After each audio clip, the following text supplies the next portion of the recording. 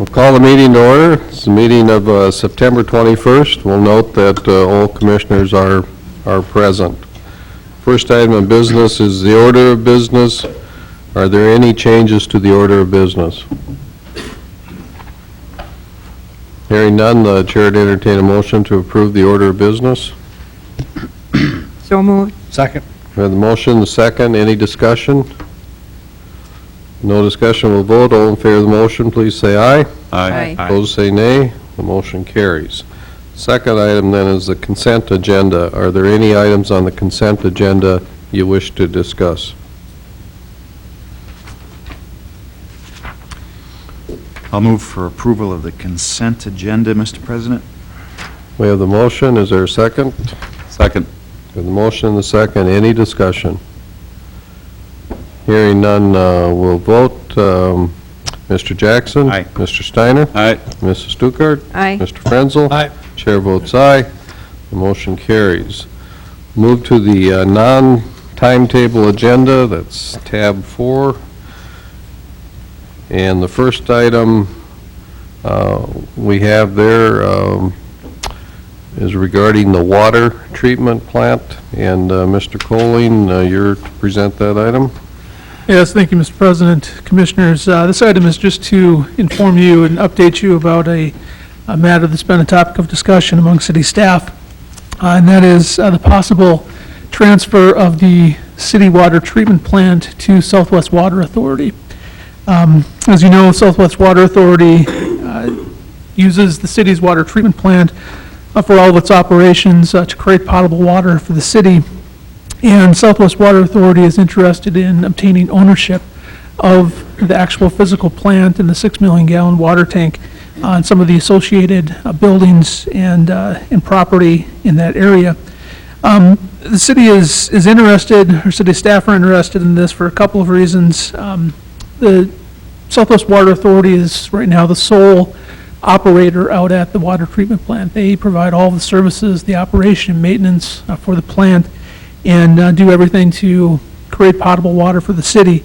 The city, so far though, just owns the physical land and the buildings out there. So anytime that Southwest Water Authority wants to make any modifications or alterations to the property out there, they need to come to the city and seek approval before they are able to make any of those modifications.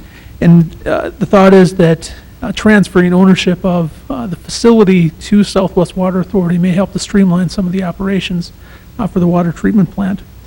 We do have right now an existing agreement with Southwest Water Authority to provide all of the potable water for the city, and that agreement would most likely need to be revised somewhat if we were to transfer the assets out there. We do think we have a very good working relationship with Southwest Water Authority and would be able to structure that agreement appropriately for the city. The reason that this becomes an issue for commission consideration is that the assets out at the water treatment plant are significant. They have a book value of just under $7 million. And Southwest Water Authority is inquiring of the city as to whether the transfer of assets can just be a gift or an exchange of assets and not a sale. There's a couple of reasons that they're inquiring doing it that way. The first is it's very hard to figure out an actual market value for a water treatment plant. It's a single-use property, and there just aren't a whole lot of water treatment plants that are sold out there, so figuring out a market value for that property is difficult. But also, it's just a matter of finances. Southwest Water Authority doesn't have $7 million to pay for a water treatment plant, and there is some concern expressed by the authority that if they would purchase the facility for $7 million, that cost would ultimately just be go back into the rates for water authority customers, and there's some concern as to whether it's appropriate for the cost of transfer of assets from one public entity to another to be charged to water utility customers. So at this point, we're just bringing it to your attention as something under discussion, and obtain your reaction to it and any guidance that you would be able to give us as we continue to discuss the matter with Southwest Water Authority. I think Mr. Kessel or Mr. Rapp may have additional comments for you on that issue. Mr. Kessel, do you? I think Attorney Colling did a nice job of making that presentation. I think he summed it up very well. Mr. Rapp, would you care to make other comments? No, Mr. President, as Mr. Kessel said, Mr. Colling did an admirable job doing it, but just like to go on record that I do fully support this. Anytime there's any type of capital projects or upgrade done at the plant, you know, we're kind of right in the middle of it, and we're similar to any other community right now. We're a consecutive user of Southwest Water, so I just think it makes logical sense to transfer those assets to Southwest Water. I have a question. The $7 million figure, is that the depreciated book value of? President Johnson, that's actually what we took off what Southwest Water has those facilities insured for. We really don't have a true asset value. So the numbers that came off is actually what Southwest Water has provided to our North Dakota Insurance Reserve Fund is what those values of those buildings are. Okay. I don't have our financial statement right in front of me, but I was thinking that we are carrying those on our financial statement at some value, but I wasn't thinking it was anywhere as close to $7 million. Mr. President, no, they're not. Right now, the water plant, I know Southwest Water's looking at now that the plant has basically reached its useful life. So within the next probably 7 to 10 years, they're going to be looking at having to completely replace that facility. Most everything else is, you know, beyond the 5 and 7 and 10 year periods that we carry them. So you're correct, our depreciated asset value is substantially less than the insured value. Mrs. Johnson, would you happen to know the number right off the top of your head? Okay. I think maybe at the next meeting we can just report on that, but I suspect whatever was invested in the water plant many, many years ago, you know, in terms of depreciation, it might be fully depreciated, or if it isn't, it would be very close. Yes. So it's, I guess the point I'm making is, if indeed we did transfer ownership to Southwest Water, it's not like we would take a $7 million write-down No. in our financial statement, even though that's what they insure it for. Mr. Mayor, Yes? one of my only concerns is that if we transfer that asset and at some future date Southwest Water would cease to exist, for example, I'd hate for the city to have to go to whoever is in charge at that point in time and pay them $10 million to buy it back. So as long as there's some kind of a agreement in the agreement that if they cease to exist and there's no entity following up in their place, that we get it back. Commissioner Frenzel, that's one of the issues that we're discussing with Southwest Water Authority. Right now, the agreement that we have for the authority to provide potable water is a perpetual agreement. They agree in perpetuity to provide potable water for the city, but that agreement does have a termination provision in it if either party defaults on it. And one of the things we would have to work through in a transfer agreement is what happens if one of the parties defaults, because the city would no longer have a water treatment plant as a backup. And that's something that we need to work through in the agreement. As long as it's given some consideration in this thing.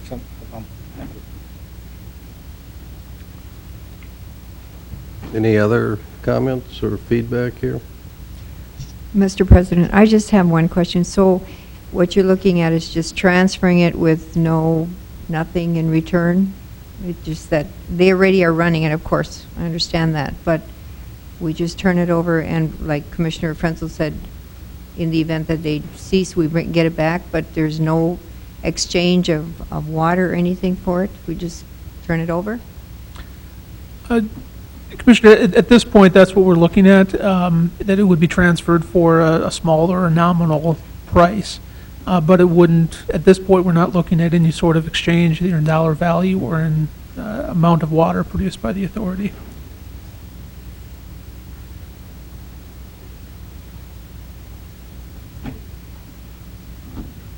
I think Mr. Rapp said in his opinion that the useful life is probably 10 years or less on the current water treatment plant.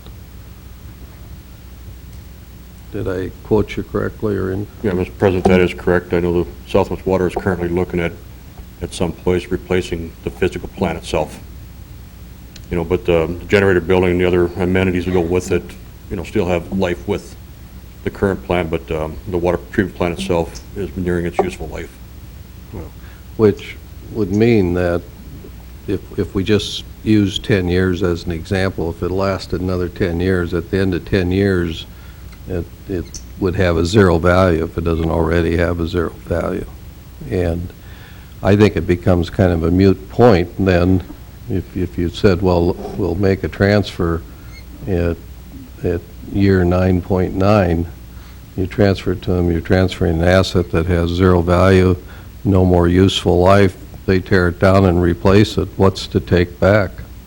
I mean, I wouldn't see where we would have a claim on that, and I would understand why, let's see, I think this was 11 or 12 years ago when we got out of the water treatment business as a city and went to Southwest. I think it made sense at that time that, you know, we retained the ownership. This was kind of a new deal, but Southwest Water's worked out very well. We're just one of their customers now. They serve, you know, a great many communities and rural areas here in the Southwest, and even, I think even kind of central part of North Dakota. It would make sense that they own their own water treatment facility and they're responsible for it. So I think if we could find a way to transfer it, I think it'd probably be a good thing to do. I mean, I haven't thought of a reason why it wouldn't be. Any other comments? Mr. President, just a comment. Either way, it's going to be the community that will end up paying for a new plant. I mean, if we transfer it to them, they need a new plant. They're going to use it to water chargebacks to us. If we still have it and we have to build them a new plant, same thing. We still have to get that money from somewhere. So I don't think there's a point there, one way or the other, as far as that goes. Well, when it comes time for a new plant, in a sense, all their customers will pay for it, and we're not their only customer. It would make, I mean, right. Yeah, it makes. But if it was ours, I mean, it's going to come from I understand, Yeah. our share. Yeah. We shouldn't be the only customer paying No. for it. I mean, as far as that goes, I don't see, I can't find the negative now on why we wouldn't want to transfer it. Yeah, I agree. I see no reason not to do it, but you know, it is a fairly significant event, and I would think maybe it would be a good time just to review the rest of our relationship and contract with Southwest Water, and I have nothing specific in mind at all, but it just might be a good time to do that.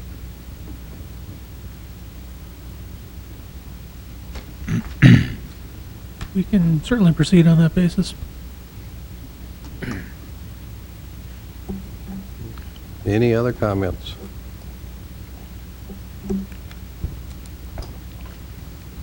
All right. It's 5:30. We have a timetable agenda item at 5:30. It's a public hearing on the 2010 appropriations ordinance. This ordinance number 1372.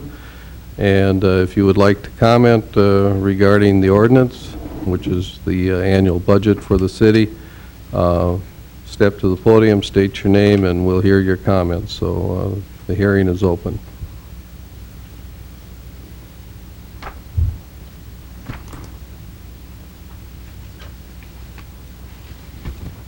Is there anybody that'd like to comment on the 2010 budget?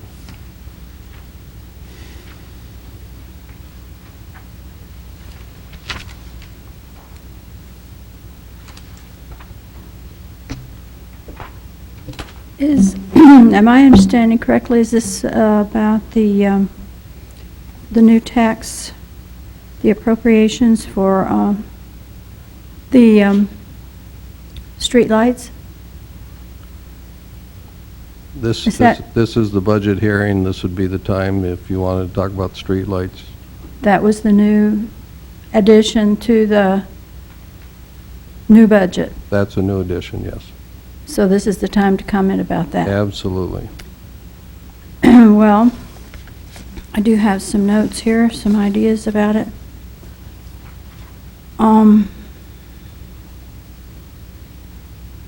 If it looks like a tax, if it acts like a tax, and if it smells like a tax, it's a tax. Face it. You can call it a fee if you like. You can find any new label for it to hide it. You can send it through other companies, rename it, disguise it, let them collect it, let them share in the revenue collected. It's still a tax, a new tax. Whatever you do, it's still a new tax.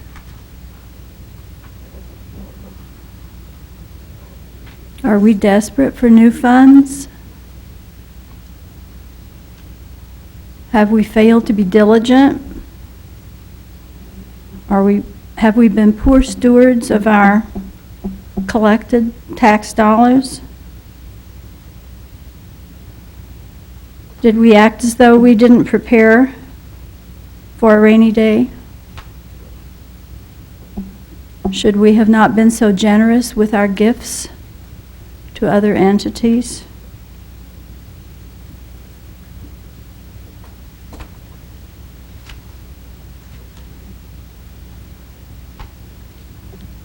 Now, you want to place a special fee on our streetlights. What are you going to tax next? This is pretty amazing. Our street lights are a part of our safety for our citizens. I say don't even think about it. I think there are $1,912,000 in the half-cent city sales tax fund, which are already specifically earmarked for, 1, the community center, 2, the city infrastructure, and 3, the property tax relief. This city street lights idea meets the definition of city infrastructure. Why aren't we taking these dollars, the dollars that you haven't really explained to my satisfaction anyway, maybe everybody else knows what you're getting ready to do about the street lights, or what this particular money is to be used for in regard to street lights. We're calling it street lights, but we don't even know. Some of us don't know. Maybe we haven't read carefully. Have you explained what exactly it is about that you're going to do about our street lights? But why aren't we taking those dollars from that fund?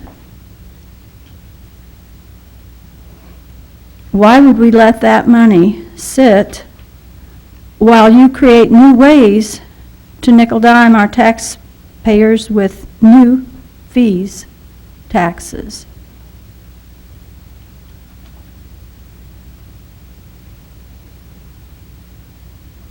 What are you letting that money grow larger for when it's available already, instead of asking us to pay for more and more brainchild taxes? What are we saving that fund for, that available money?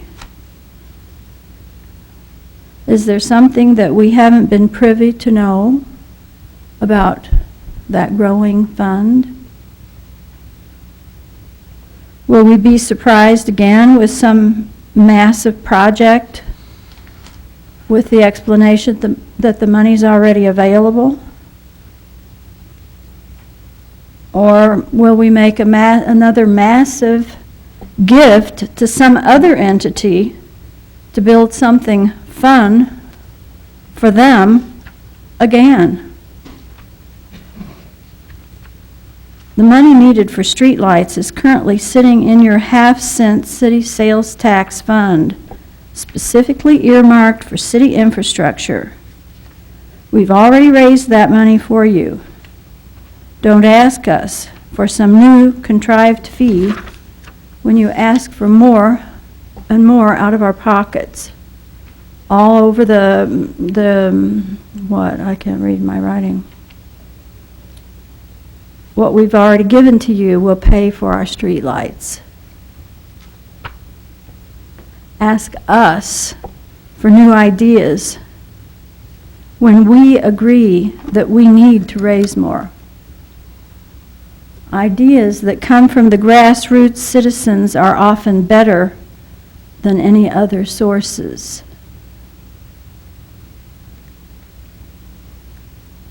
Some of my friends have asked questions about it, and I'll pass along some of those questions. What are other cities our size charging for their streetlights?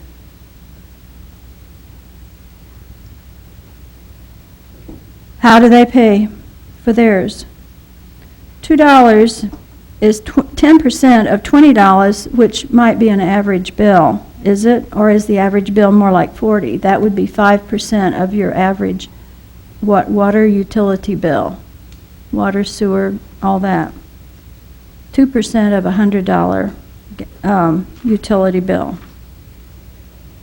Maybe it sounded like $2 tacked on to our utility bill wouldn't shake us up much, but 10% is a pretty good sized increase.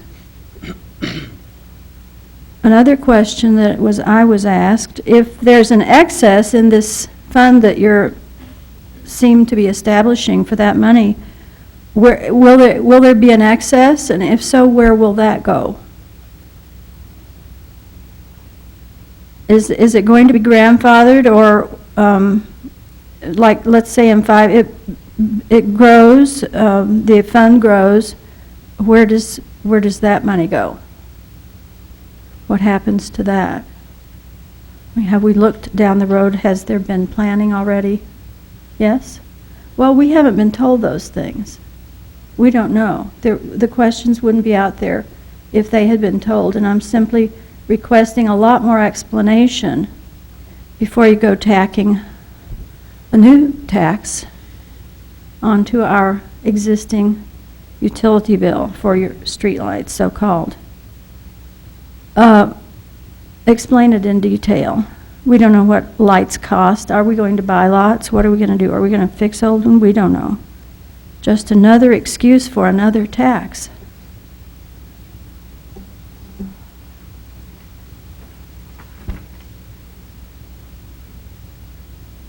$1,912,000 is a lot of money. What are we saving it for? Does anybody want to ask me anything that I may or may not be able to answer? Any questions? Sean wants to. Yeah. I can certainly address, if you'd like, some of her Well, questions. Yeah, I think we'll try to address your questions, but are there any questions for Ms. White? Okay. Sean, if you want to go ahead and start, go ahead. Well, if you would, hopefully they would get in the paper the answers so that everybody can read them, everybody can study them and think about them and respond to them. Just a quick verbal isn't all that helpful. Needs to be really. Well, before Mr. Kessel responds here, we'll point out we've had 2 budget meetings. Both were open meetings. Both were covered by the press. This topic was covered both times, and the press reported on it. So it has been in the paper.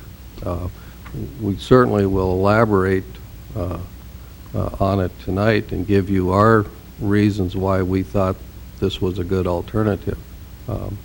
Whether or not you agree with them, you know, Of course, that's up to you, but Mr. Kessel, why don't you go ahead and talk about the electric light utility? And before you do, I'll say one thing, other thing, is we agree with you, it's a tax.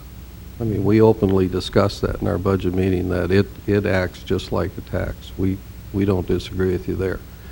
But Mr. Kessel will make the point that about 30% of our property in Dickinson is tax exempt. Okay? Yeah, I other words- heard about expanding the tax base. No, but I mean, about 30% is tax exempt, and for good reasons, because about 30%, it's churches and nursing homes and, the university and properties like that. But when it comes to something like streetlights, we all, whether you're tax exempt or not, enjoy the streetlights, and they're a necessary thing to have, and I'm already giving your answer, I suppose, John, but the philosophical question here, we thought, was if we need $180,000 more in revenue to cover the city obligations, our choice would be to put that on the backs of all the property tax owners who pay taxes, which would be about 70% of the people, or we could create this utility and put it on the backs of all 100% of property owners, regardless of whether they're tax exempt or not. And that's the philosophical question. Well, some of us have questions about the big exemptions that you've made on some of the new expensive homes. Well, Some of us don't understand why they get a couple of years reduced. That's another issue, and actually that's on the agenda tonight to talk about too. You may have opened a can of worms with this Well, little that- $2 deal of yours. Well, It's Mr. not looking real good. Mr. Kessel, you wanted to respond to some of Ms. White's questions. Thank you, President Johnson. Ms. White, the streetlight utility currently is a property tax expense. So everybody, like President Johnson mentioned, that pays property taxes shares in that burden. That's about $300,000 in total. So the streetlight utility will not generate the full $300,000. It will generate a portion of. So there's not going to be an excess. There's no savings account, so to speak, that'll be created from collecting streetlight utility dollars. Every dollar collected will be spent on streetlights. The streetlight expense itself is made up of paying the electric bill. It's essentially a $300,000 electric bill for lighting each and every streetlight that exists in the city of Dickinson. So it's an ongoing expense that occurs year after year. As we grow in population, as we grow in size, it will continue to grow as well. So it's an ongoing expense that we'll have. And as President Johnson mentioned, the thought process was rather than have 70% of the property tax owners pay that bill, because everybody does use it in our community. Whether you pay property taxes or not, you're still using the street lights. Whether you walk or drive, you're benefiting from those street lights. So the thought was, why not then have more people pay the expense of that bill since everybody is using it? So essentially, the thought is to lower the property tax commitment and change it to a utility fee, which is still a tax, and as Mayor Johnson mentioned, that is, we were trying to be as transparent as we could in this process. So that, in other words, if you've got a $20 fee and 10 people pay the bill, everybody pays $10. But if 20 people pay that fee, you're only paying $1. And that's kind of the thought behind creating this streetlight utility. If there's other questions, I'll be happy to try and answer them. There's one other question I think you raised, and it was about the half-cent sales tax monies. And Mrs. Johnson, you correct me here if I'm misstate on the numbers, but I believe we're projecting that the half-cent sales tax in 2010 will raise $1.4 million. Of that $1.4 million, Just a little over $1 million of it will go to pay the bond on the community center, the annual bond. Another $100,000 is set aside for major maintenance expenses, and $381,000 is transferred from the half-cent sales tax into the general fund to reduce property taxes. So we're already using a sizable portion of the half-cent sales tax in the general fund. If you add those numbers up, it's actually over $1.4 million, which would mean that we would expect that we would have a slight deficit this year, that we would spend a little more than we would collect in the half-cent sales tax. Mrs. Johnson, did I get those numbers pretty close? Okay. But there is a fair amount of the half-cent sales tax that is going into the general fund to offset property tax. Okay. Would there be others that would like to comment on the 2010 budget? Commissioners, my name is Leon Malberg. My only point is that I understand the concept of the streetlight franchise fee, but you could also apply that to police protection, fire protection. You know what the costs are. Why don't we spread that also among 100%? Because churches expect fire protection, they expect police protection. Those kind of things have legitimate spreads also. You're arbitrarily picking out one thing. I was on the understanding that the mill levy rate would not change. Therefore, you're taking in just as much from the 75 or whatever percent of us that pay property tax. I didn't see any suggestion of reducing the mill rate because we were finding a different source for revenue.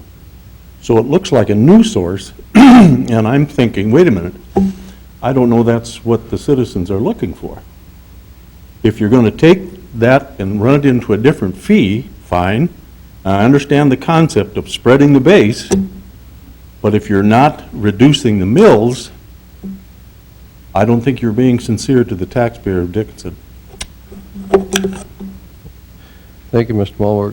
Mr. Kessel, can you comment further on, or Mr. Colling, on why it was the electric lights that we use for utility as opposed to police protection? Well, I think one of the basic reasons is it was it was a property tax, an expense completely paid by property taxes, and it. I was under the impression that I don't know that it'd be legal to create a utility for the police department. I mean, I don't think that's a practice that's permitted. If it's permitted, it's not a practice that's common amongst North Dakota cities. Mr. President, it's certainly not a practice that's common among North Dakota cities. It would present some sincere legal challenges if we were to charge individually for police protection or those sorts of things. Streetlights are more of an elective for the city to provide, an elective option, not something the city would be either legally or constitutionally required to provide. If I may, President Johnson, there also is a precedent in North Dakota for streetlight utilities. The city of Bismarck has been charging streetlight utilities for quite some time. The city of Fargo was contemplating charging them this year. I don't know if that got passed or not, but there is precedent in North Dakota for this fee. And Mr. Malberg, in regards to the mill levy, the city doesn't tax by mills. I mean, at the end of the day, when it's calculated out, it's expressed in mills, but when we go through our budget, we don't, whatever the previous year's mill levy turned out to be, we just don't apply that to the taxable valuations. I wouldn't be surprised if the city's 2010 mill levy won't turn out to be less than 2009. I haven't really gone back and looked, but I would suspect 2009 might be less than 2008, and the reason I say that is I think the rate of the property tax increase has been less than the rate of the property valuation assessment increases, and therefore the mill levy actually goes down slightly. I'd want to have our assessor verify those numbers and put them out, but I mean, that's what I think they show right now.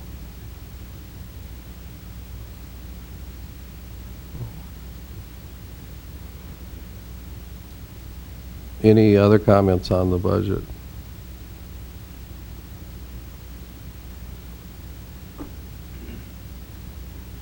Hi, my name is Evelyn Bajornis. We live in Dickinson. I would like to see the city budget the way the families budget. We have a certain amount of money to work with. That's what we work with. We cannot add another tax. We cannot, we cannot add more than what we already have to work with. And I think it's time that the city of Dickinson started working on a budget. That's my main concern here, and not keeping another fee here and another fee here and another fee somewhere else. That ends up being a tax. Thank you very much. Okay, thank you for your comments. Anybody else?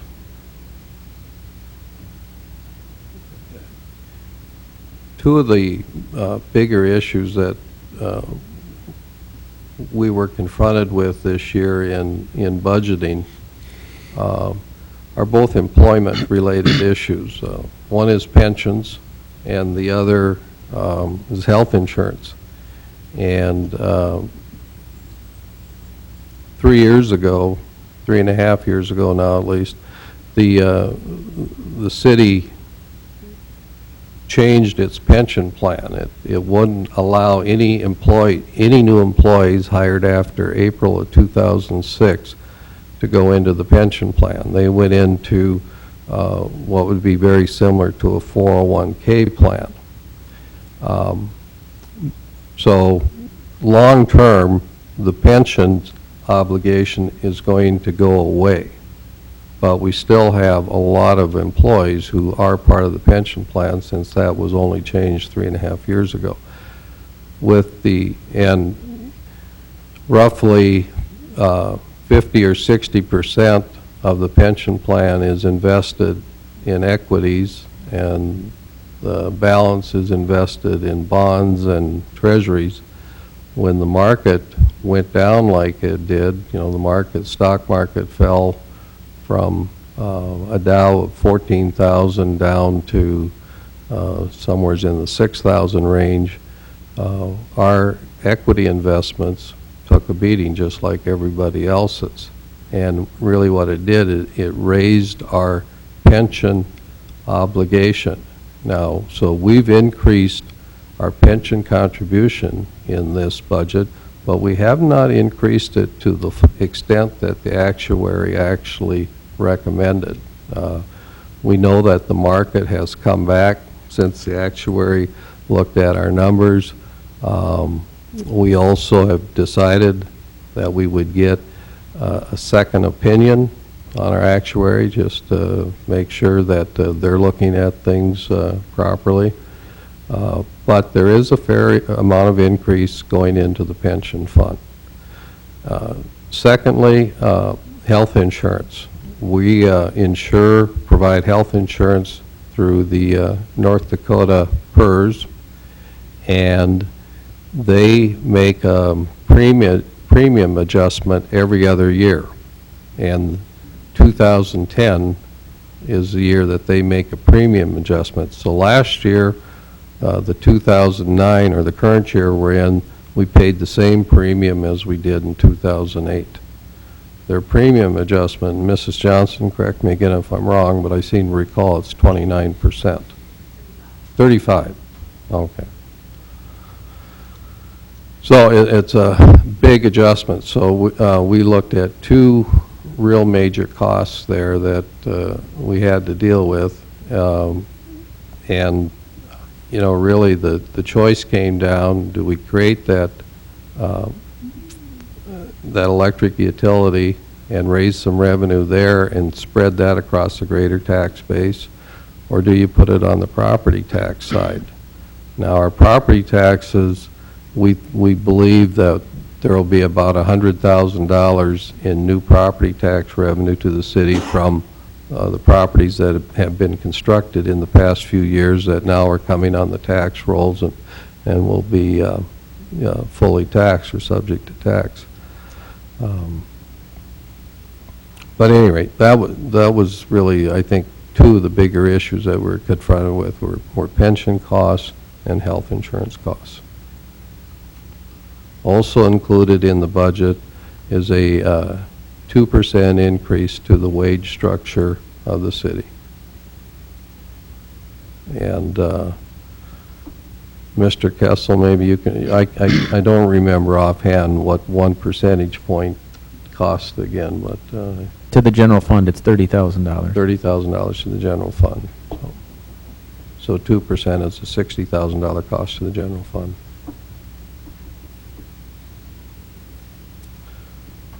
Would there be anybody else that wants to speak to the budget?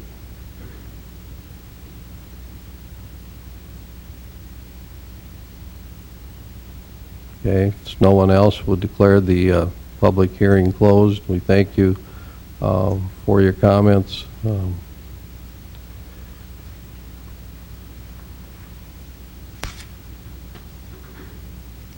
We have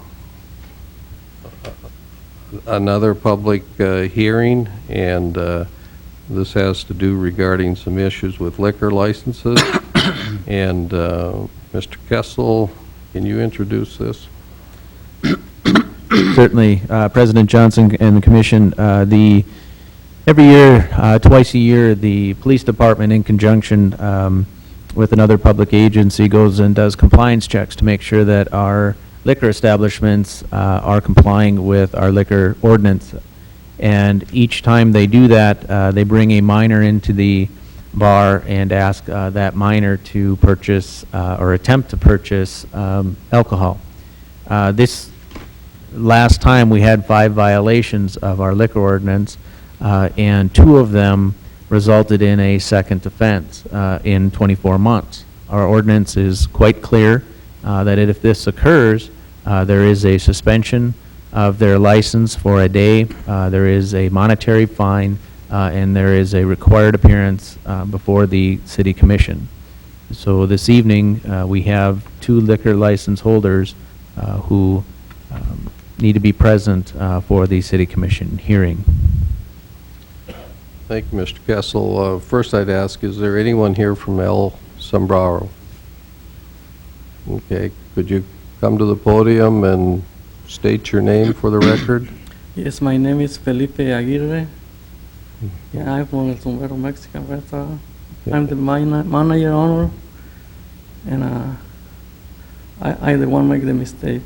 Okay, you're the minority owner, is that what you said? Yeah. Okay, all right. Well, I would believe the purpose of the mandatory hearing is for the commission just to hear from you what you're doing to prevent having another violation. What have you changed in your business that would help convince us that you wouldn't fail another test? Yeah, we try to make more be carefully to don't do again this thing. I talk to all the employees and everything, all the servers. So are I your check everything real good. okay? Are your people taking advantage of the training that's available to them in the community? Yeah, Yes. yeah. And then you're taking some steps on your own to separately train them and Yeah. okay. Okay. Would any commissioners here have any questions or comments? Mr. President, Mr. Steiner? just a question. Under the server training, the employee that violated the serve, had she or he taken the employee training class at that time, course? Yeah, It has been completed by that individual that committed yeah. to serve The, that? the first time, I don't know who is the one selling liquor, but the second one, I the one who make the mistake. Okay. Becky, do you guys keep records of the actual people that do the violation of the serve? Like if they have an employee that has served twice to an underage, do you have a record of that? We don't have their names because oftentimes they don't have name badges on, so we don't know who they are. It's just when the officer goes back, he would be able to identify who the person, the individual is. But we'd have to go to the establishment to find out who it was. So if there's a, I don't want to call them compulsive server, but if they're, you know, go from place to place to place and get a job and they get caught 3-4 times, we don't have a check. Everybody that's been to the training, and that is sent into the state so that they know who's been there. We Okay. keep records of all that. So there is a way to track Yes. if a person has been, If they've been trained, yes.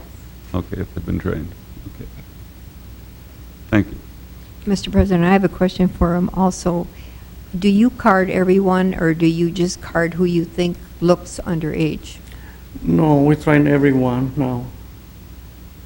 Now, or Yeah, we're trying everyone. in the past, or just now that you, Not in the past, but now we're trying everyone. okay. Thank you. You're welcome. Mr. President, was this person carded? The individual that went in? So it wasn't a case where it was carded, he showed a card and they still served him. It was where he wasn't even carded. According to the paper that I have from the police department, it says the individual was not asked for an ID or questioned with their age. Okay. So you aren't carding everyone? Yeah, He is now. They are now. Says no. No, but not then. yeah, Thank you. you're welcome. Okay. All right, from Ponderosa Liquors, is there an individual present? Good evening, Mayor Johnson and city commissioners. My name is Don Paul. My wife Linda and I own Ponderosa Liquor. And I'm really embarrassed and I'm sorry to be here tonight, taking up your guys' valuable time with this issue. We've owned Ponderosa Liquor for 12 years, and we've had a perfect record for 11 years. And I think we have a reputation for carding real heavy. We do make it mandatory for any employee that starts with us. They go through the server training, and we stress carding to them real heavy. Talk to them all the time about it. The two infractions that we had were with our two newest employees. And apparently, we just didn't get the point across to them of how important this is. I think I got very good employees. I think they're honest. They're hard workers. One of them has been with us for 9 years. And they all have regular jobs. They work regular jobs from about 8 to 10 hours a day. And then they come over and work 6 more hours at night for us. So some of their days get pretty long. The first infraction happened to Susan, and at the time, she was dealing with a family crisis that was really traumatic for her. I told her to take some time off, and she took about 2 weeks off, and then she came back and said she wanted to work to get her mind off it, and she just forgot to card the kid. I watched the video the next day. She was visiting with someone, I don't know what they were talking about, but the guy came up behind the person that was already done paying. She just was in a hurry, didn't card him. in hindsight, it was just a bad decision on my part. She shouldn't have been working. She just didn't have her head in the game. And then the last infraction happened to Joan. And Joan is like a carding maniac. She cards everybody. And she carded this kid. And I watched the video on that. And she held his license probably for a minute or two, and she looked at him 2 or 3 times. She thought maybe he had his bigger brother's license. She didn't think the picture looked like him. And just for a split second, she just forgot her training that you look and you read the date. But, I mean, in all reality, we don't ever get an ID in a liquor store that says, I'm 19, I'm just trying to slip through the cracks. The date's always good.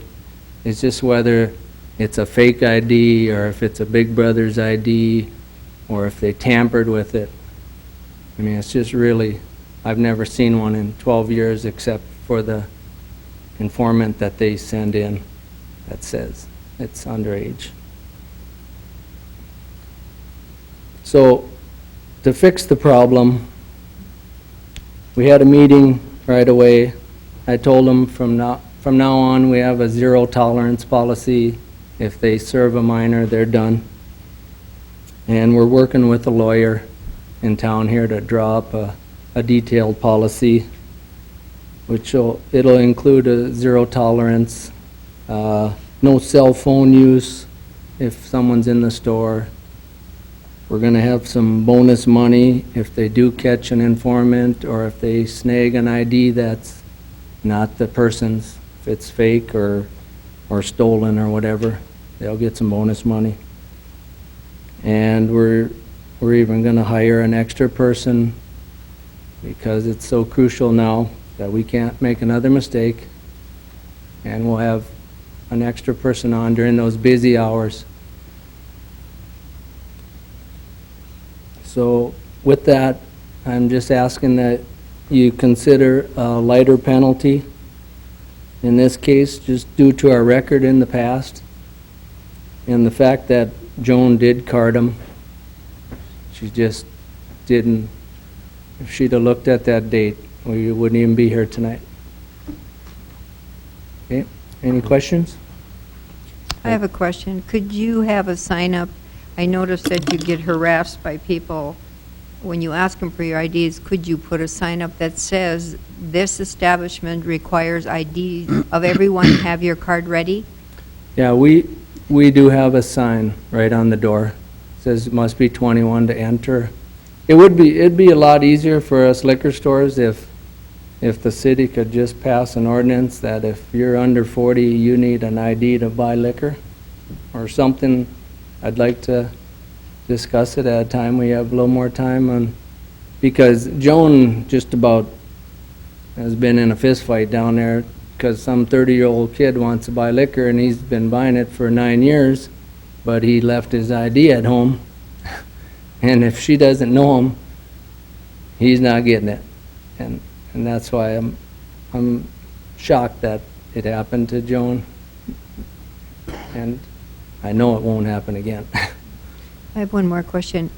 Do you have a sign up, because I know your staff changes here, not just you, but all liquor establishments. Do you have a sign up that says has to be 1978 as far as a birth date? Yeah, we have 2 of them. We have one digital right behind, and then we have a calendar that they look at, just right by the till. And we have a sign right on the till, big, bright, fluorescent orange. Don't forget to card for them.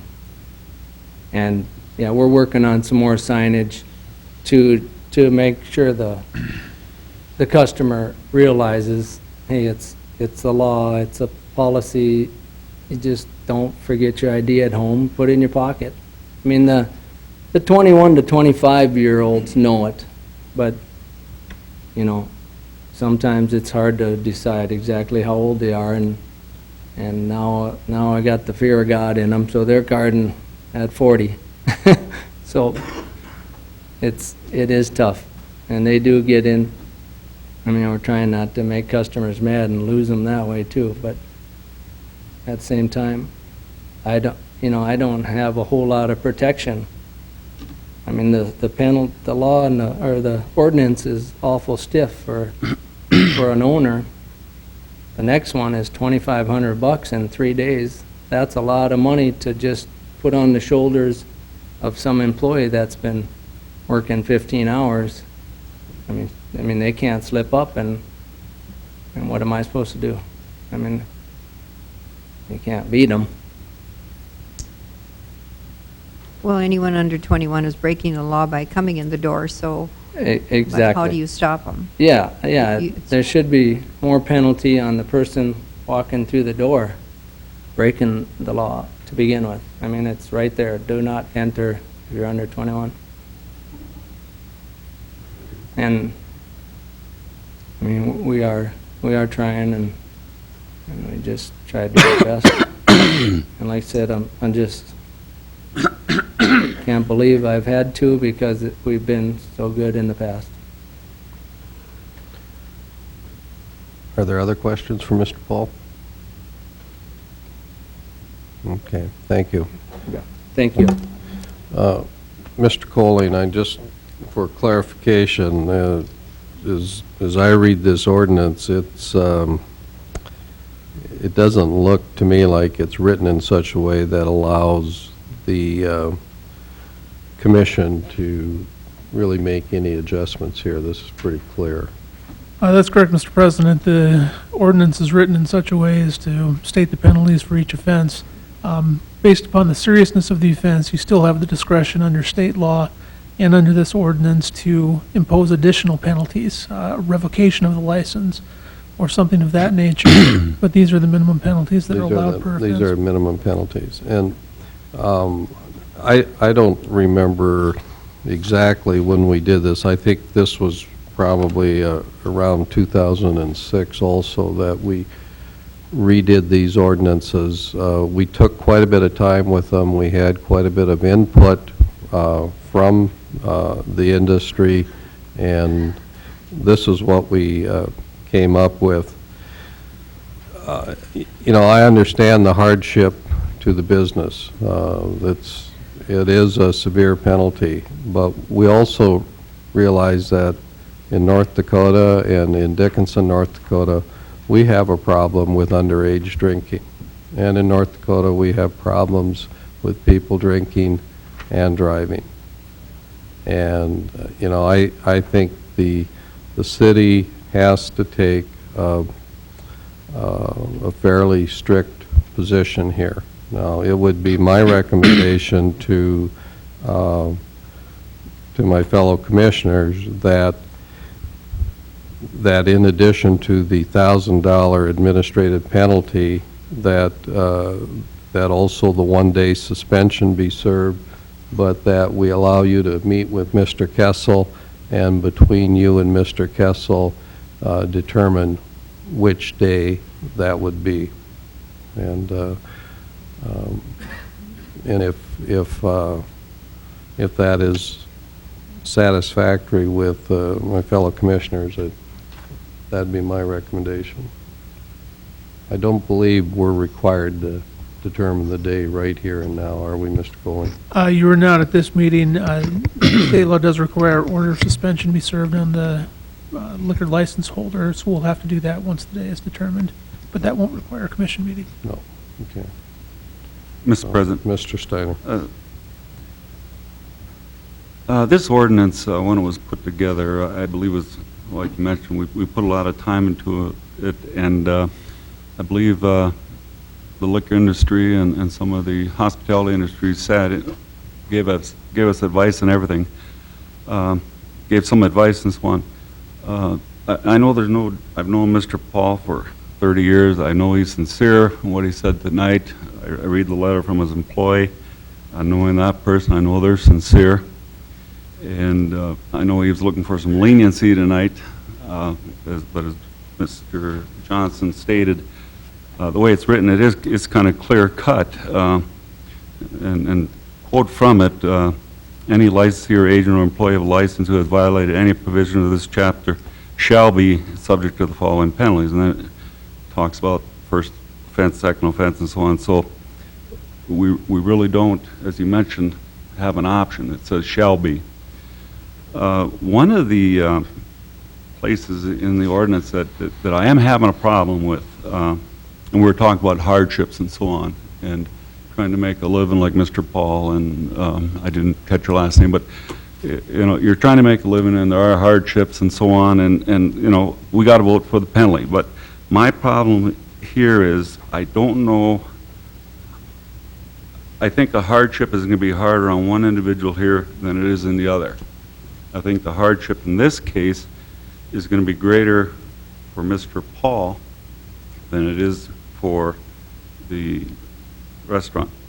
And that, to clarify that, it talks about the suspension of the beverage license relate to the liquor sales only, so that food sales may be applicable. Well, the situation here is Mr. Paul only sells liquor. So when he shuts down for a day, we're talking 100% loss of sales. Your restaurant can not offer liquor on that day of suspension, but you still have the income from the restaurant side. So you can see where the hardship is not fair in this terms, and that's what I'm thinking of. The other one is, I think the day when it's established, Counselor, is the restaurant, I believe, are you closed Mondays? Okay, so we'd have to make sure that in order to effect the suspension, that it wouldn't happen on a Monday, whereas Mr. Paul is open on a Monday. You know, so I think that's a situation we have there. Otherwise, I want to take my suspension on a Monday when I'm closed, so I don't really lose anything anyway. So in this ordinance, I think we do have to I would assume, though it doesn't specifically say this, that the suspension is meant for a day, a normal opening day, not a closed day. Mr. Colleen, would you? I think, Mr. President, there's sufficient flexibility in the ordinance for you to choose a day, or Mr. Kessel to choose a day on which the suspension would be a meaningful event. I think that was probably written in that manner so that I'm just saying we do have that to penalty be watch for effective. that. Yeah. I'll take Monday the 17th off, and you're already closed. I don't think Mr. Kessel would have any intention of arriving at a day that they're normally closed as a suspension day. Would you, Mr. Kessel? No, it's obviously it's meant to be a learning experience for both of the liquor license holders. There's not a lot to learn if you are suspended on a day that you're closed. In the future, I think we still need to look at the separation of hardships between a liquor store and a restaurant that serves alcohol. Okay. Thank you, Mr. Steiner. I mean, at a future meeting, if you would like the ordinance placed on the agenda again for review, we certainly would do that at your request. With this coming in light, I don't know if I'm making any sense here. I hope I am. I see a nod in the audience here a couple places. I would ask that if we can get a hold of the same people that helped us put this together, because that did involve restaurant owners and the hospitality industry and so on, and see if they see the same effect that I'm seeing here as far as the hardship goes. I think maybe it was overlooked. Mr. Steiner, Commissioner Steiner, I tend to agree with you in that most of the ordinances that I've read in other communities have a range of penalties, so that there is an allowance for circumstance in each violation, meaning first violation has a range of penalties, second violation also has a range, so that you can keep in mind the things. I was impressed by Mr. Paul's changes that he's making in his store, in his operations, and you could then have the ability to provide a more lenient penalty than somebody who maybe didn't make those same level of changes.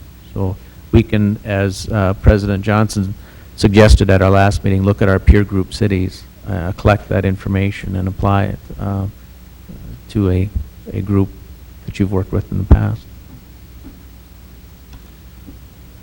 I think the issue tonight is, this is our ordinance, that's what you have to work with. If you think that there should be changes to this ordinance, again, that can go on a agenda of a future meeting and be reviewed, so. Would there be any other comments as it relates to the two businesses that were before us this evening? I'd like to make one more comment, Mr. President. We still have to keep in mind that this was done for a reason. I certainly would not want my grandchild getting the liquor when they're underage. And no matter how careful you are, you still got to remember that they're going to try it and they're going to keep trying it. So you have to, it all falls back on the liquor owners and the restaurant owners that serve liquor. So that's my input. Okay, thank you. Are you comfortable with just letting Mr. Kessel work out the day suspension with them individually? I'm okay with it. Okay. Mr. Paul has a question or comment. Yes, just come to the podium. First of all, I'd be more than happy to get with you guys and work on those ordinances. If I'd have thought at any minute that I'd have been up here for this, I would have been there the first time. I didn't. I guess I was too busy. I got a couple other businesses, and I was totally, I missed it when the ordinances got this strict. And talking with Becky Bazuski, they do a check every quarter. So, I mean, I'm talking about, I gotta dodge 8 checks. Not I mean my help, whoever. I mean that we can't have a mistake, and if we do, I mean, $2,500, 3 days closed. I mean, you're talking a lot of money, probably talking 700-800 customers going out of their way. I mean, they're gonna stop, go up to the door, it's locked, say, what the heck? I mean, it's an inconvenience to them, and they had nothing to do with it. And who knows how many customers you lose off of that? I mean, it could be anywhere from $10,000 to $20,000 hit because some girl didn't have her head in the game, or some employee, I mean, just missed. And we don't, talking to you, Shirley, about someone getting alcohol underage. They are not walking through a liquor store. We have that baby lit up like a runway. A 19-year-old is not coming in there trying to slip through the cracks. They all got friends. I have a son that's 21. He's probably got 300 buddies. And he said not one of them have walked into a liquor store at 19 or 20 hoping to get through, that someone isn't carding them. They have bootleggers. That's where the problem lies. You gotta make a penalty that's stiff for a bootlegger. Like lose his license. He may not go buy that booze for that 19-year-old kid if he don't have a job to drive truck tomorrow. That's where the problem is. It's the bootleggers, it's the big brothers, it's the, whoever. They find someone to get it, to go buy it, that has a license, that says I'm 21, and we sell to them, that's legal. But then they go home and they give it to them. They might, talking to my son again, had a couple friends, been at the clubs, whatever, at a wedding, sitting back's kind of dark. Take a shot at it, try to order something, margarita, daiquiri, whatever, and then if they get caught, oh, I meant a virgin one. I didn't mean with booze in it, whatever. They'll try that for a one-shot deal to see how tough they are, but they're not walking in the liquor store hoping that they're not going to get checked. They're not that brave, or they're smarter than that. Any questions? No, thank you. Okay.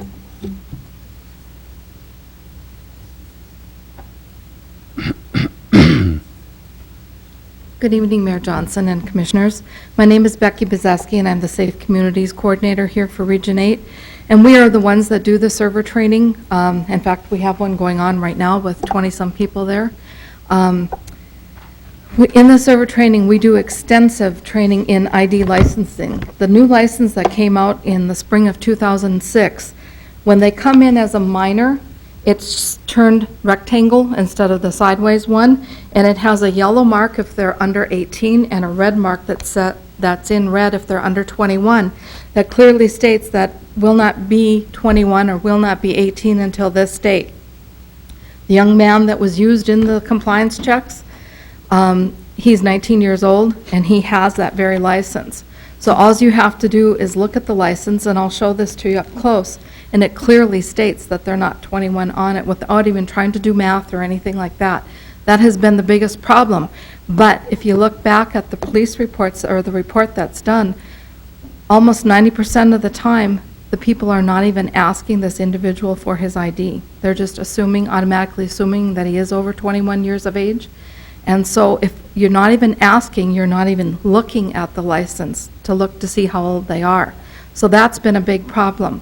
I would like to commend Paul and his wife for the, Mr. and Mrs. Paul, for the changes that they're going to do. I think every establishment, I know every place that I've worked at, we've always had policies and procedures and things that you have to follow. And I think if they put together that, then it's very clear, along with the education that their employees get, of what they need to do. If they don't follow it, then that's the part that hurts the business, and it should come back to hurt the employee as well, because they're not doing what they're told to do in this training. We spend 3 hours in this training with them. We show them a couple different videos. We spend 20 minutes to a half hour going over the driver's license, the old ones that most of us, well, a few of us still have until next year. By the end of May, we should all have the newest ones that are out there. We even went so far as, with the last couple trainings with El Sombrero, had NHTSA, National Traffic Highway Safety Administration, convert all of our training into Spanish to make it convenient for his employees, because clearly there was a big misunderstanding with some of them as far as understanding what we were trying to teach them in English. We even had one of the officers, Officer Van Dorn, found somebody that could teach the class for us in Spanish if we had to. So we're prepared to even go that far to try and get everybody to get on board with us. But being there every night with them when they're working, we just can't. And quarterly, doing these compliances, we've rarely, if at all, come through one where they have not, somebody has not failed. In all the times that we've been doing this, it's rare that we haven't had somebody. And if this happens quarterly, I'm just afraid as what is happening on a daily or a nightly basis when people are out there. Because I've talked to a lot of kids, I've worked with a lot of kids, they tell me it's very easy still to this day to get it. Whether they are going in and actually buying or if they're getting somebody to buy for them. But they're getting it because it's our biggest problem that we have. And you know, I watch when they talk about businesses and how we in North Dakota want to keep our people here. Well, let's try keeping them alive by not giving them the alcohol when they're under 21, allowing them to have it so that they're out there and they're drinking and then they're driving and getting in crashes. It's very important to me. I have 4 grandchildren, and I really don't want to see this when they're in that age group. So anyway, I just thought I'd show you that. The driver's license clearly does show that, and I'll pass that around for you. Thank you. Is there anyone else that wishes to comment? Then if there's no objections from our commissioners, Mr. Kessel will have you determine when they'll serve their one-day suspension. Mr. Colling? Mr. President, if that's the determination of the commission, it would be my recommendation to take a vote to that effect. If we had, okay. All right. Well, then we would need a motion. I'll move that Mr. Kessel negotiate the suspension date with both of the violators. Is there a second? Second. We have the motion and the second. Mr. Colling, do you think that motion is sufficient then? If the motion includes also a finding of a violation as presented. Okay, so you heard Mr. Colling's recommendation that the motion also include the $1,000 fine. Is that okay in your second? Yes. Okay, any discussion on this motion then? Hearing none, we'll vote. Mr. Frenzel? Aye. Mrs. Stuckert? Aye. Mr. Steiner? Aye. Mr. Jackson? Aye. Chair votes aye. Motion carries. Okay, we're going to move along. We have 6 o'clock timetable agenda item, and this is a public hearing to let people comment about property owner and builder exemptions. At the previous meeting, Mrs. Zent and others informed the commission about the changes that were made in the last legislative assembly regarding exemptions for primarily single-family residences. So we heard that report at the previous meeting. So at this time, we would just open up the hearing to anyone that wishes to comment regarding this issue. Just come to the podium, state your name, and we'll hear your comments.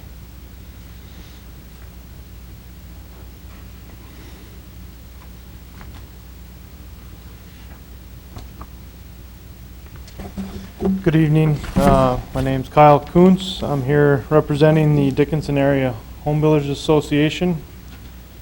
Both of these bills were sponsored by our state Home Builder Association. As you guys know from the last meeting, the exemption that is in place currently is no longer on the books. So something needs to be done. I've been to a couple meetings, one with Mr. Kessel and some of the school board and administrators from that sector. We've been going through a lot of different things with this.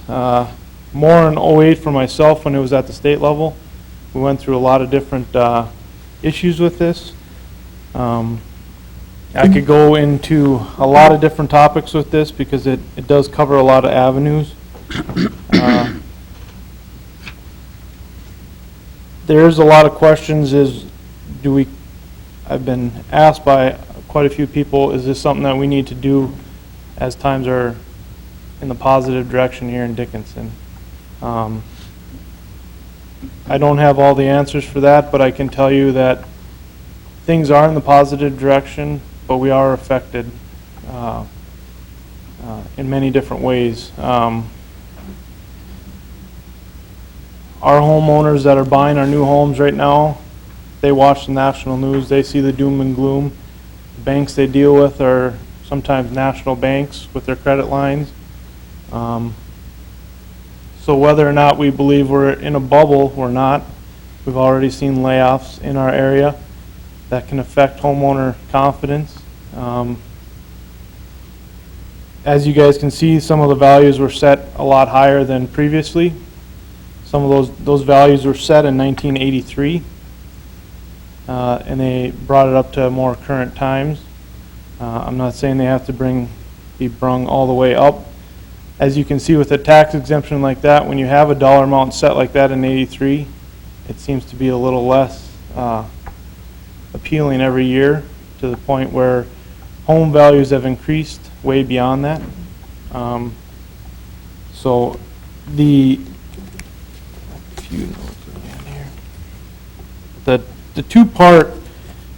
the two-year tax exemption on new construction, Senate Bill 2247. Like I said, the values haven't been increased since '83. The other things, they cleaned up some of the language in there, seeing the different variations from city to city. Tax exemption for the homeowner will be in place for 2 full years after construction is completed. Right now, the 2-year tax exemption, some of that time period is being eaten up by the builder itself, depending on what time of year the house is started, when it's completed, where it's at as of February 1st. There's a lot of factors there. Sometimes a homeowner can get 13 months of a tax exemption. Sometimes they can get 16 months. It varies. It's rather confusing to the point where you can't give them a clear answer. The other thing in that bill that can be changed to your discretion, this can also be extended to condos and townhomes, which it currently was not, which can be a majority part of permits pulled in a year in the city of Dickinson. Going through all that bill, they brought in a bill looking at the whole process in general, Senate Bill 2239, tax exemptions on unsold new construction. These are homes that are unsold and speculated by the builder. There's a few examples I can point out. Builders will start a home in fall, work on it through the winter month, having the house assessed during the building process with not having a homeowner living in there or occupied.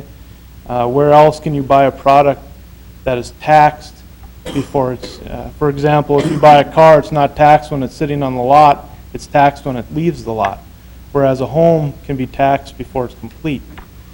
So they had to, that was kind of an easy sell for the state legislators. Another thing to look at when a house is decided to be started and permitted, all the taxes that are paid. There's payroll tax, sales tax, and all the materials and everything that goes into that house. And one other comment on that is when there is an exemption on new construction like that, all the taxes that are paid on the materials and so forth, no one is occupying that home during construction. Therefore, no one is using the school system. And there's limited need for the other public services that are needed during that time when it's not occupied. So those are some of the talking points that were brought up at the state level when this was enacted.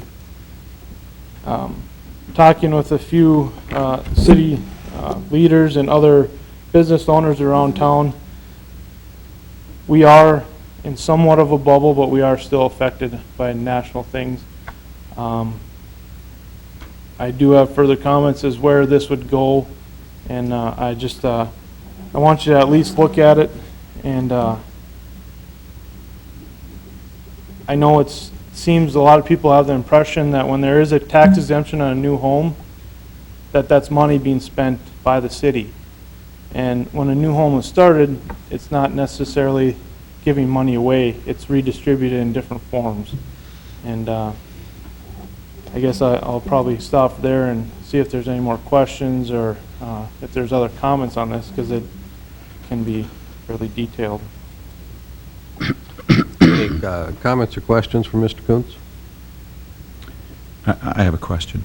I think I probably know the answer, but Kyle, you're saying the homeowners would support full adoption of both pieces of legislation? In other words, the full 4 years, the 2 and 2, and the 150,000? I mean, in a perfect world, I would say yes, but I understand that it probably won't go that far. But you guys would make that proposal or request, or how you would say it? I'd like to say yeah, but I know that that's probably not true. That, you know, we are in good times. It's hard to push something like that all the way to the limit and not leave something in reserve for when something does go a little south. I'm trying to get a feel for what your industry thinks is reasonable, because we're already doing something, realizing that we have to renew that, but I'm trying to get a feel for what you guys think is an industry. I have a proposal in my head that I worked this afternoon. I don't know if Mr. Kessel has one that he's going to present or not. Go right ahead, Mr. Kuntz. I'll share with the commission the meeting that you mentioned.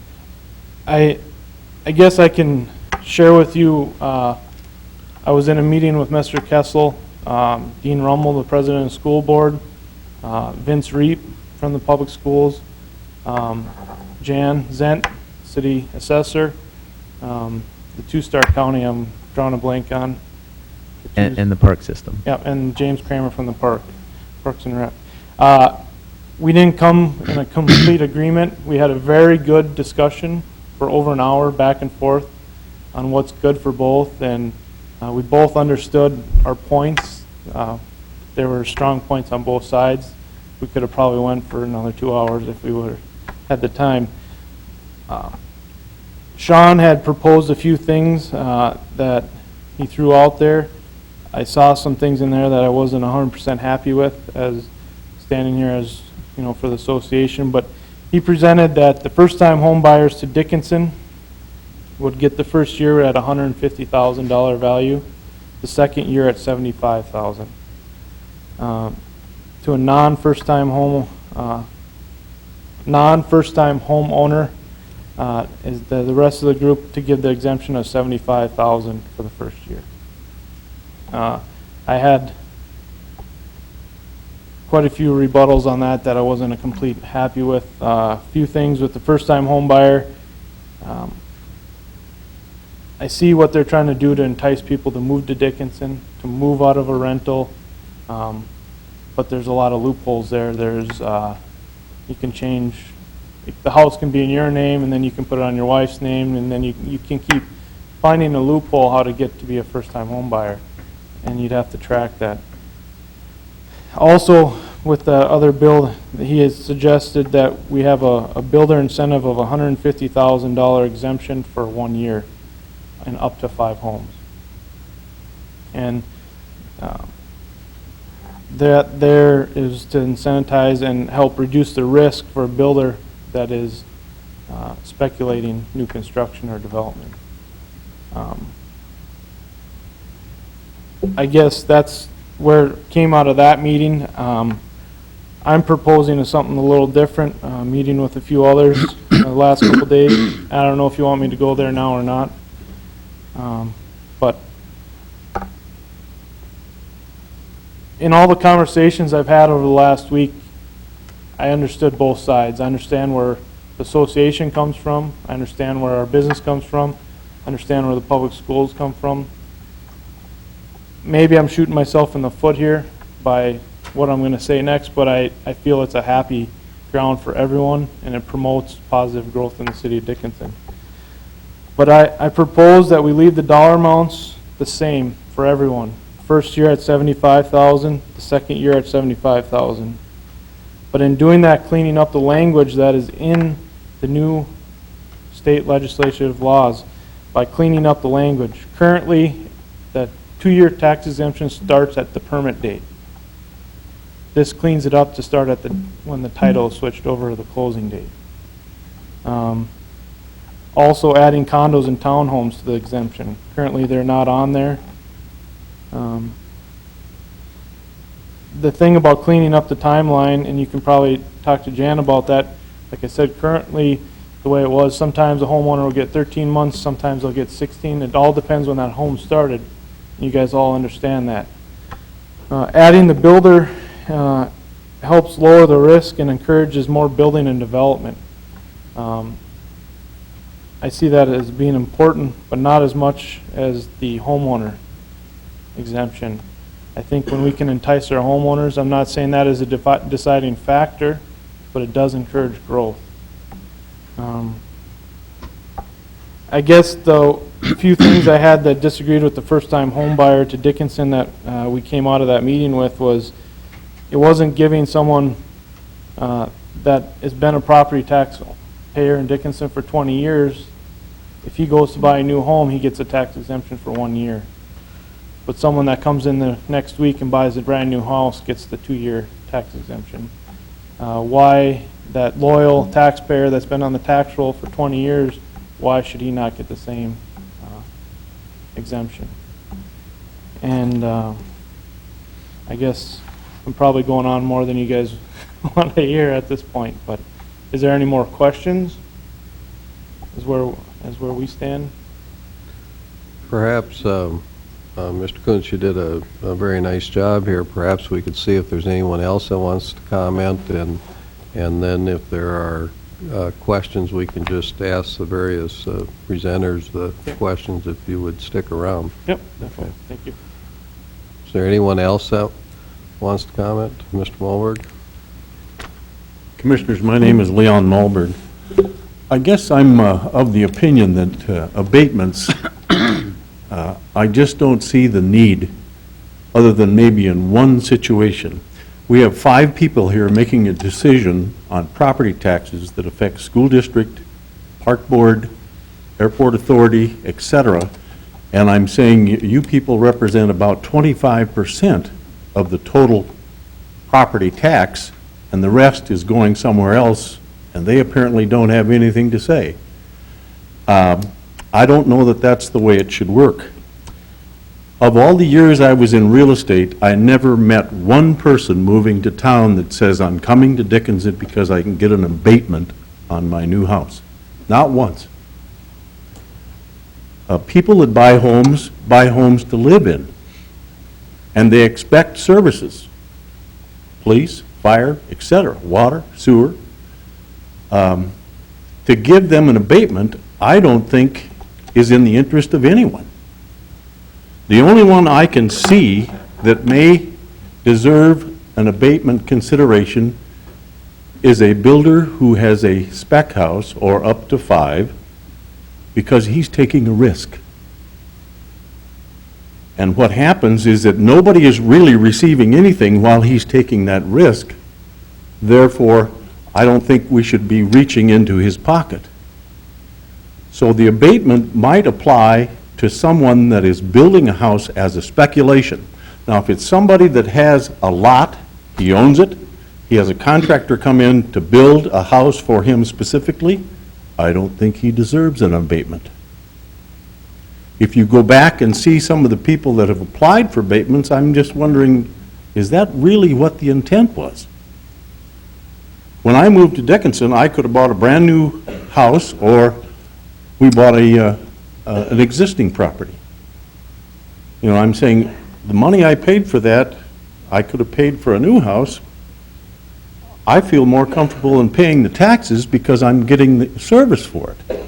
I just don't think that you should be giving an abatement because people have to live somewhere. If they decide to build a new home or buy a new home, I don't think that should be the criteria. They are drawing on services, they should pay for it.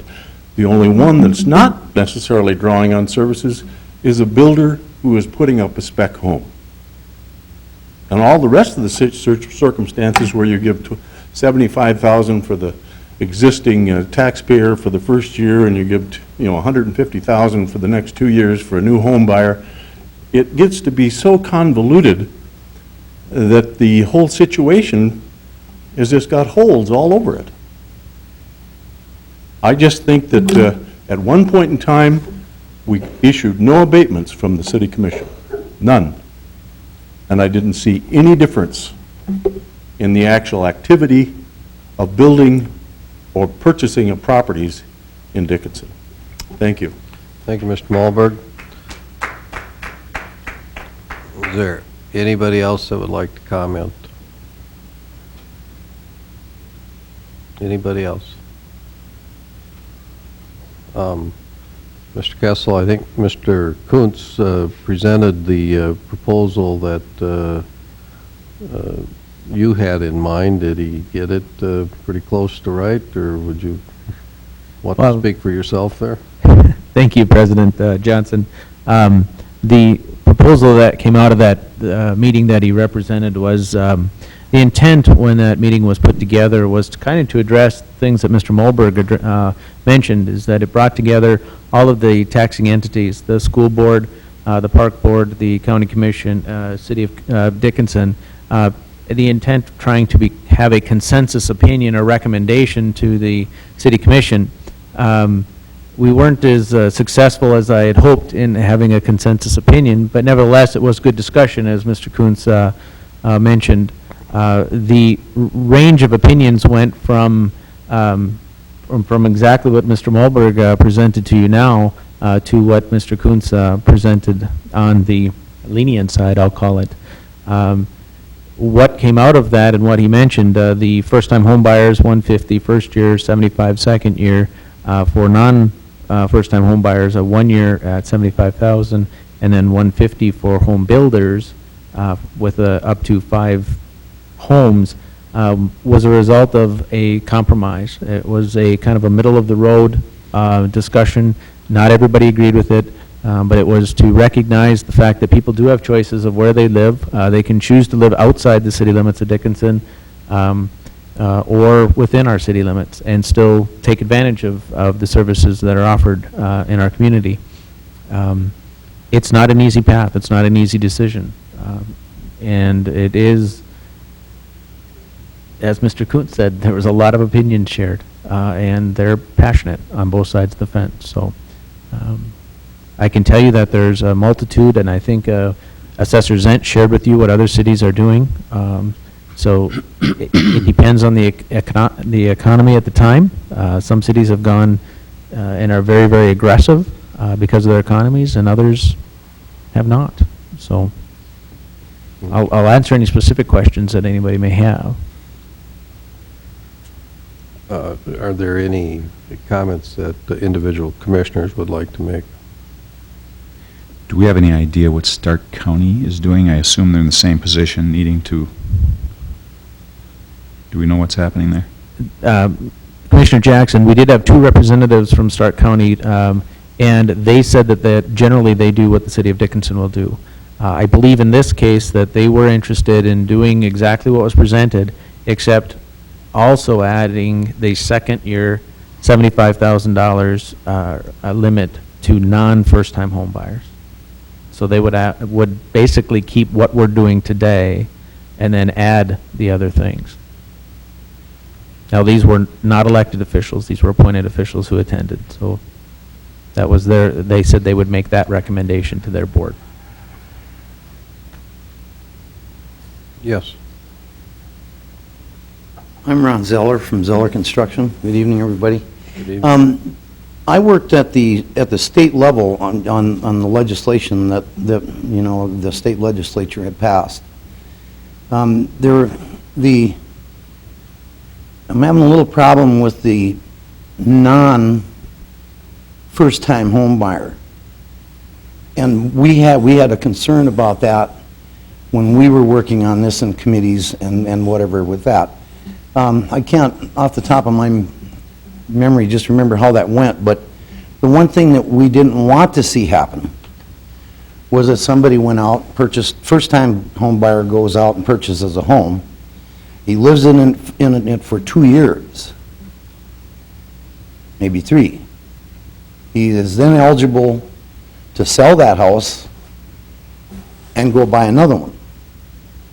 And he can keep caterpillaring this tax exemption. So maybe in the consideration of what you work with, you would make a time limit on that, you know? Say that 5 years. First-time home buyer buys his home. 5 years later, he would be eligible. That way, he can't just keep taking advantage of this tax exemption. And there are people who will do that. So that was just a comment and some things for you to consider. Thank you, Mr. Zeller. Mr. Colling, in this Senate Bill 2247, they didn't really put any limits on whether it's a first-time home buyer or not. I mean, that's something that Mr. Kessel and the group he was meeting with the other day kind of threw in here, right? I mean, That's correct. There's no limitation on whether a person is a first-time home buyer or not in the state legislation. okay. Any other comments here? I'd like to make a comment, Mr. President. Okay, Ms. Stuper. We have to remember that we as a community make this community. And whenever you have building going on, it involves contractors, plumbers, electricians, utility companies, bankers, title companies, realtors, everyone is involved. And there's money being generated by building. And if we're just giving them an incentive to build a new home, you got to remember it's just the first $75,000. Homes right now are probably $250, an average home. You can get one for $150, but you're getting a shell with not unfinished basements probably and nothing else done on it. And the other thing is, we have to remember that money, the home is froze. The value of the home is froze for 2 years. And when it comes back in 2 years, when that exemption, they're still paying taxes above the $75,000. once that money comes back, it's like a savings to the city, and yet it has generated employment in our area, because the value of that home is going to go right up to the current value of everyone else's assessed home on like properties. So that is, like, we have money coming in between 70 and 100,000 every year from previous tax exemptions. And for me to sit up here and say this is quite good, because I was against the tax exemption until I figured it out, how much employment is generated by building one home. I mean, we have bricklayers, we have cement pourers, we have everyone involved. And I think that's what's keeping our economy going, or giving it a start again, by generating the stimulus money and getting the economy going, is by building homes, selling homes, and keeping everyone busy. Thank you, Mrs. Stuckert. Anybody else wish to comment? Mr. Mayor, Mr. Frenzel? I don't see the need to offer an exemption to first-time home buyers that's different than it is to second or third or fourth home buyers. I think as far as the community is concerned, the new home is what we're after, the construction that Shirley referred to. And I don't think that, that we need to kind of muddy the waters by giving an additional exemption to first-time home buyers. I think just the exemption period is sufficient.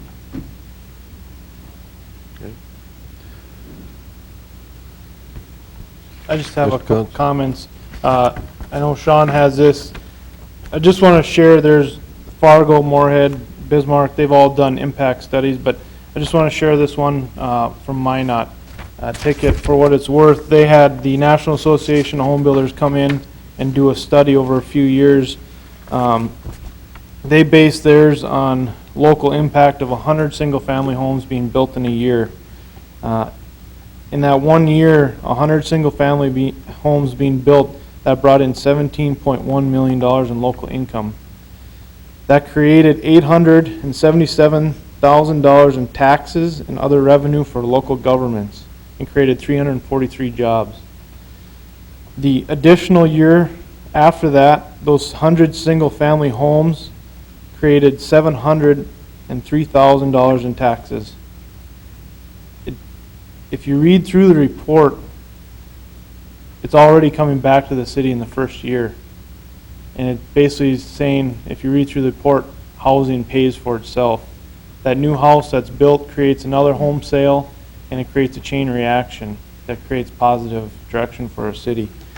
The other couple little things I just wanted to just note, on not pushing any limits or anything, but on that one Senate bill for the builder tax exemption, there is no dollar amount set in there. It's just a time period, basically setting it tax exempt. So there, that's just what you can narrow it down to, whatever you guys decide. So, thank you. Thank you, Mr. Coates. Any other commissioners wish to comment?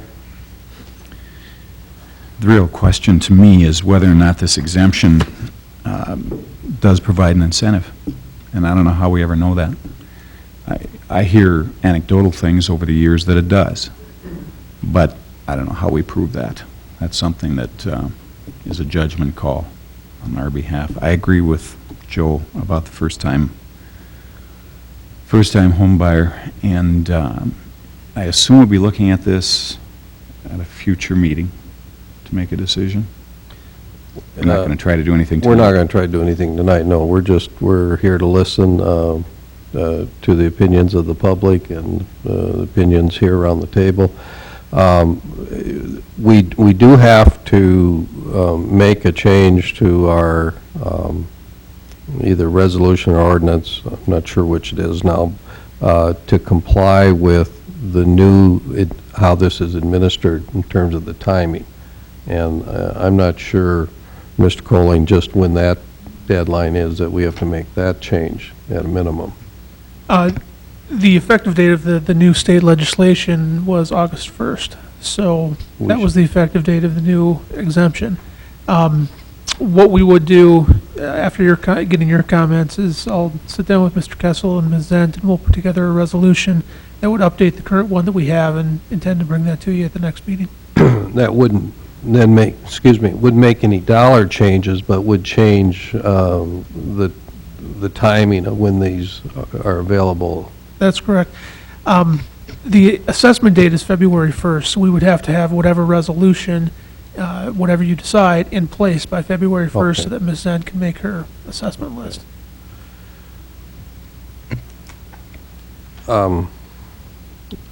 I'd just like to make a couple of comments as it relates to this. I tend to agree with Mr. Malberg regarding the builder exemption. I actually think that's the most important part of this, because I think philosophically, we shouldn't tax that home until you've had it a reasonable period of time or until it becomes occupied.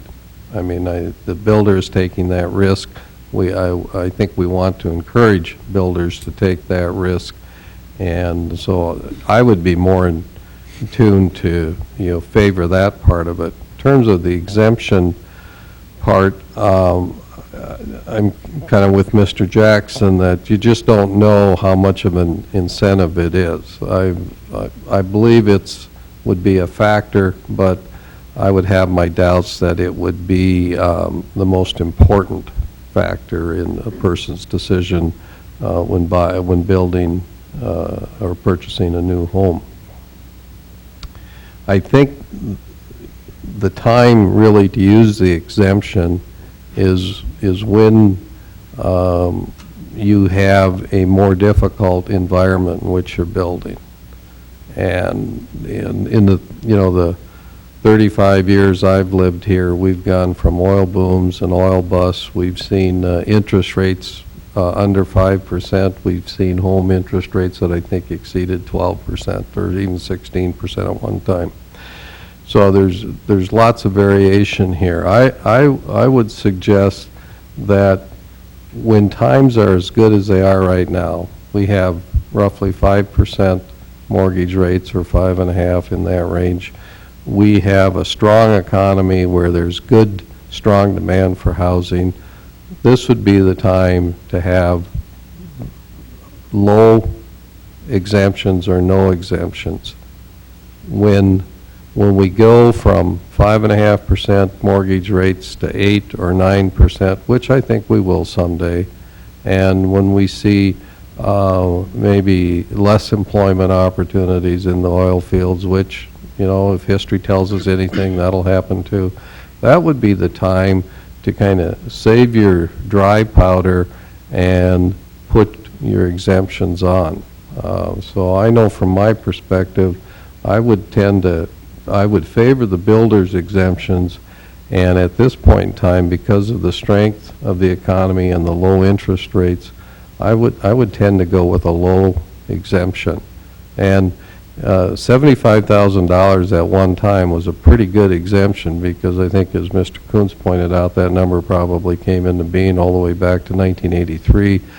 We certainly reinstated the exemption, I think, in the year 2000.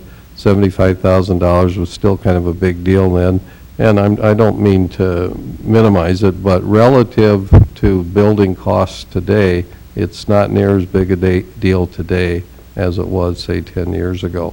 And as the future goes on, it'll diminish as an incentive. So I would say, you keep it the same or possibly even drop it some, just because of the strong environment that we're in. But I would also favor bringing that number up if that environment changes. For example, if we go to much higher interest rates, or we see demand for housing start to fall off because of, say, a weaker general economy here. So those are my comments. Okay. Anybody else want to say anything? Okay, we'll close that hearing then. I think we have a 6:15 public hearing. This is on a utility easement vacation. And Mr. Soren, anything you want to add about this one? Yes, President Johnson, Commissioners. We did have a request to vacate the north 5 feet of the south 10 feet of Lot 6, Block 2, utility easement in State Second Edition. One of the issues with this easement, it was a 10-foot easement on the property. Our code will allow a person to build a home within 6 feet of the property line, of which this utility easement was taking a portion of that. So the builder is requesting that we vacate 5 foot of that 10-foot easement. We've contacted all the utility companies, and they've all signed off on this vacation, and therefore we're recommending that we vacate this portion of the easement. Okay, thank you, Mr. Soren. I'd ask at this time if there's anyone from the public that wishes to comment regarding this issue. If so, step to the podium, state your name, and we'll hear your comments. Is there anyone that wishes to comment? If not, we'll close the public hearing then, and Commissioners, you've heard Mr. Soren's recommendation. Would there be a motion regarding this item? I'll make a motion to approve resolution number 17-2009. Okay, we have the motion to approve. Is there a second? Second. We have the motion and the second. Any discussion? Hearing none, we'll vote. Mrs. Stuckert? Aye. Mr. Steiner? Aye. Mr. Frenzel? Aye. Mr. Jackson? Aye. Chair votes aye. Motion carries. Okay. Next item is a proclamation to celebrate diversity, and I'll read the proclamation. It says, whereas the Dickinson Mayor's Committee on the Employment of Persons with Disabilities has organized a celebration of diversity in recognition that persons with disabilities are an important part of the community of Dickinson, and whereas the committee has organized Diversity Day activities which shall take place the week of October 18th through October 24th, 2009, in conjunction with the Dickinson Public Systems to create an awareness of and appreciation for persons with differences. And whereas the committee, composed of volunteers from many organizations from Dickinson who give many hours to awareness of diversity, has established the month of October as their celebration of diversity. And now therefore, as the Dickinson City Commission President, I, Dennis W. Johnson, hereby proclaim the week of October 18th through October 24th, 2009 as Diversity Days Week, and the month of October as Celebration of Diversity Month in the City of Dickinson, North Dakota. If there are no objections from my fellow commissioners, I would hereby proclaim this proclamation and sign it.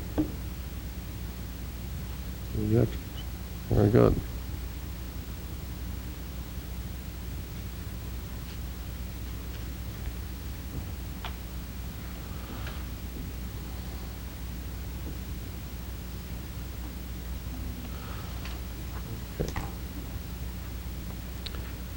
Next, we have a report on a hospitality tax ordinance change, and Mr. Colling, I think you're going to make that presentation.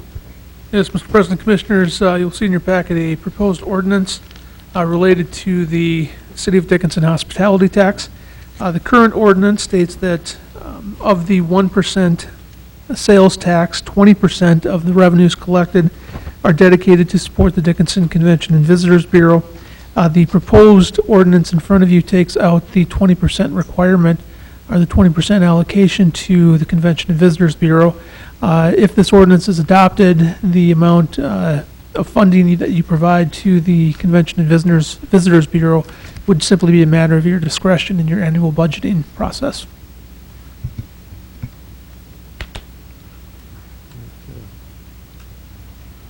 Thank you, Mr. Colling. Any comments or questions from city commissioners? You have the labeled as a hospital tax, and I suspect you meant hospitality there. I don't think we're going to tax the hospital, so we'll make that change. Okay.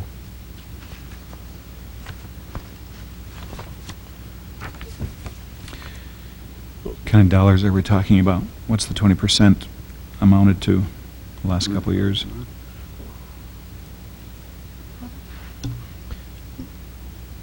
Commissioner Jackson, that amount is around between $100,000 and $110,000. Okay.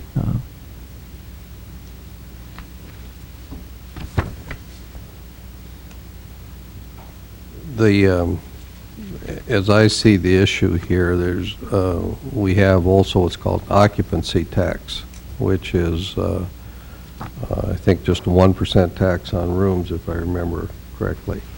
2% tax on rooms.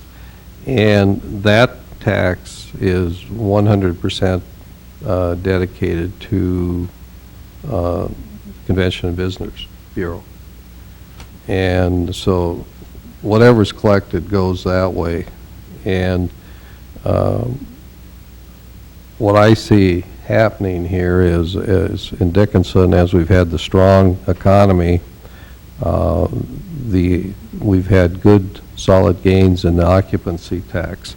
If you require 20% of the hospitality tax also going to the Convention and Visitors Bureau, you're having the potential, and I think in the past the numbers will show that we've had some pretty significant increases that go over there, that are mandated to go over there, and it's not an elected body now that actually oversees the spending of that money. I mean, we do it on a kind of a once-a-year basis. I would much rather see the amounts decided by the city commission in terms of the hospitality tax. So if the occupancy tax has a significant increase, the amount that goes over from the hospitality tax would decrease, and that money would be held at the city level. If the occupancy tax declines, then the commission, working with the Convention and Visitors Bureau, can always increase the amount of hospitality tax that goes across. I think that's the issue, and that's really why I'm interested in seeing this ordinance change.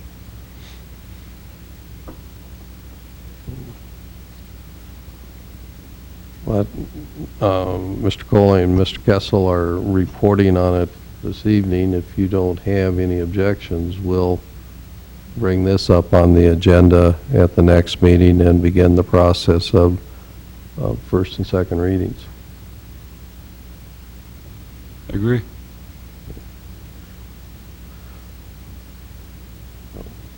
Any other comments, questions? Okay. Well, then we'll place that on the agenda for our next meeting and begin the process. We'll move to tab 5, Public Safety. Report from the Fire Department. Chief Seebuck.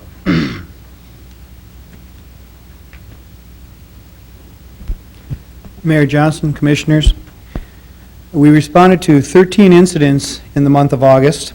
The most notable of those was the general alarm fire at the Baylor Building on August 11th. And although you'll see in your report, we show that as a commercial compactor fire confined to the rubbish, that has been changed because of the dollar amount of the loss. With our database and in the State Fire Marshal's database, that is being reflected as a structure fire. Structure fire where the building itself was not actually involved in fire or burned, but because of the dollar amount of the loss, we do have to record it as that. So you'll see that change has been made. Also, under fire prevention and public education for the month of August, I just want to note that under routine inspections, that number also includes that we were able to inspect all area schools prior to their opening. And those are the only comments I have on the monthly report for August. Any questions for the chief? Okay, thank you. Thank you. Police Department, Chief Rummel.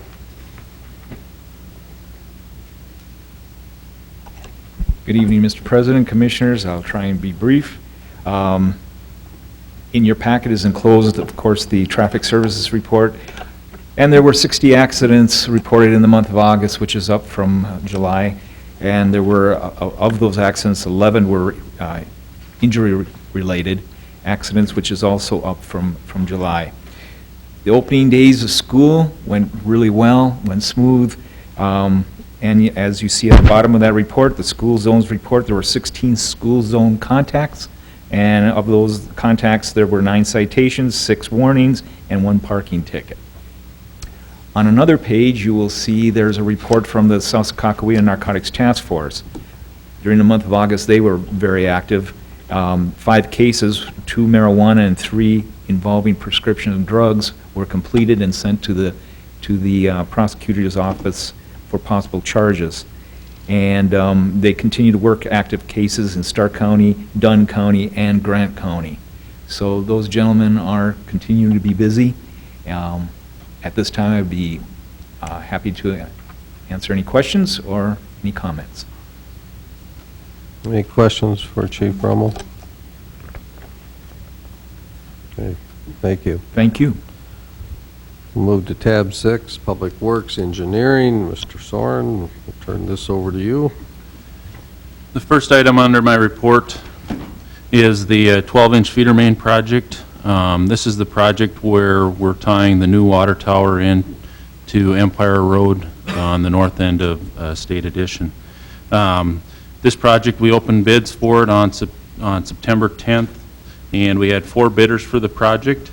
The low bidder was Mulstead Excavating out of Grand Forks, North Dakota, with the bid for $548,362, which is about $150,000 below the engineer's estimate. The next closest